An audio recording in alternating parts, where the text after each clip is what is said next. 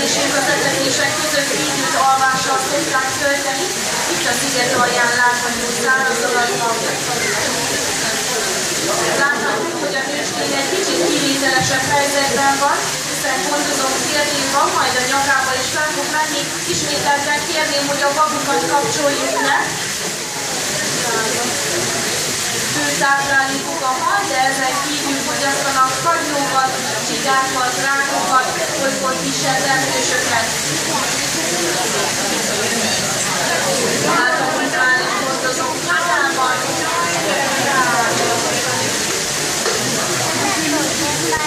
Életkorúkat tekintve teljesen jól érettek, hiszen a minisztráink már 12 évesek, rán bármikor várhatjuk a kis tigrák érkezését. 2 maximum éjszórót hoznak a világra, az újszülött kisvidrák teljesen kupaszon és vakon jönnek a világra, 40 napos korukra nyitják ki a szemüket, majd 60-63 napos korukra tanulnak meg úszni, és az úszás sportjai tulajdonítják el, hogy a vidra mama kiállítja a kis vidrákat a part színére, és belelőni őket a vízbe, mindezt adjuk is még fiatalítól meg nem tanulnak úszni, ez általában egy 5-6 napos folyamat.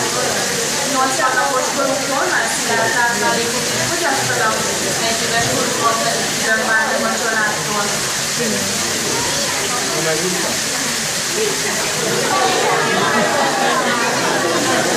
A háttérben, a kitört a gyöngyében egy üreget láthatunk, mindráink a meleg nyári napokon azon keresztül tudnak felmenni a szabadidő partban található vizsgatapokba, ugyanis a meleg napokat szívesen törlik odakint, és olyankor kint vannak az etetések is.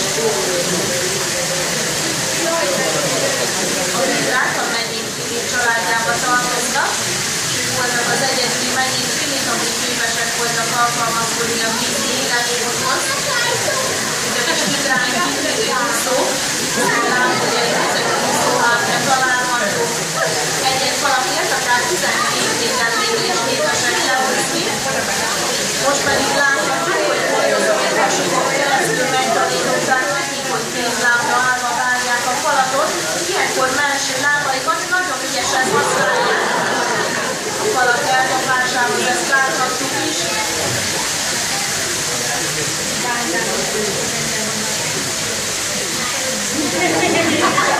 Gondozom tervezette a falat, ezt is nagyon ügyesen viszeti melső lábaival.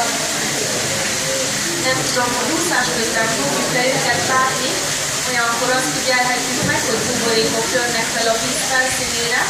Ez annak köszönhető, hogy sűrű szőrzetük között megszorul a levegő, és ez tör fel buborék formájában.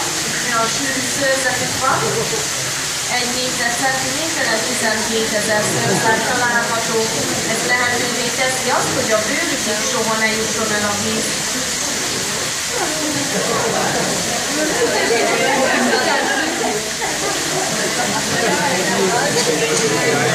A vidrák a világ szinte minden táján megtalálhatók, és minden természetvédelem alatt állnak, köztük Magyarországon is.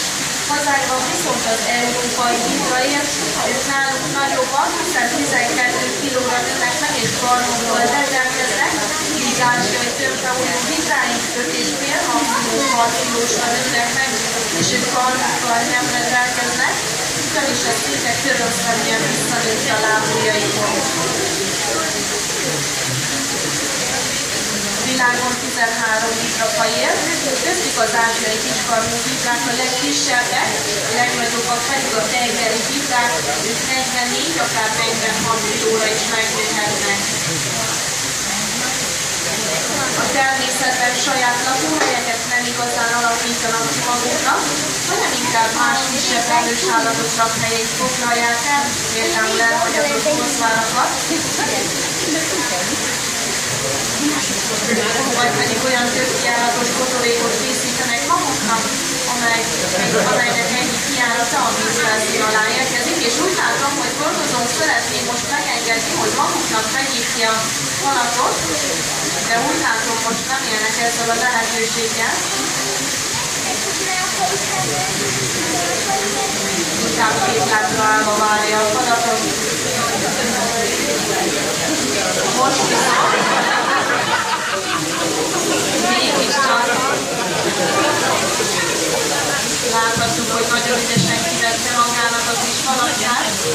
nagyon ügyesen használja első lábait.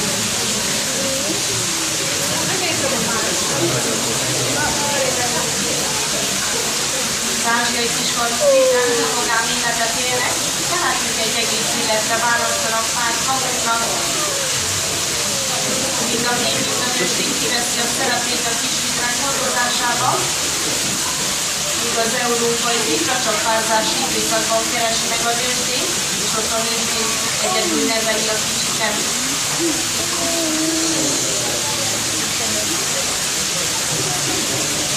Ők a természetben körülbelül 12 évig élnek, mesterséges körülmények között viszont 15 évig is élhetnek.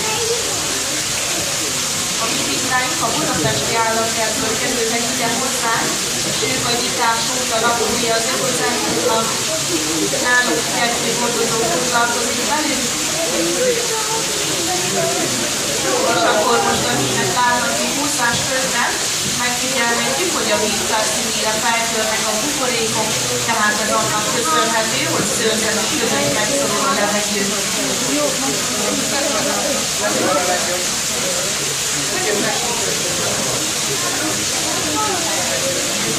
Vidáink hamarosan jól fognak lakni, úgyhogy én köszönöm szépen a figyelmet, és mindenkinek további jó szórakozást kívánok.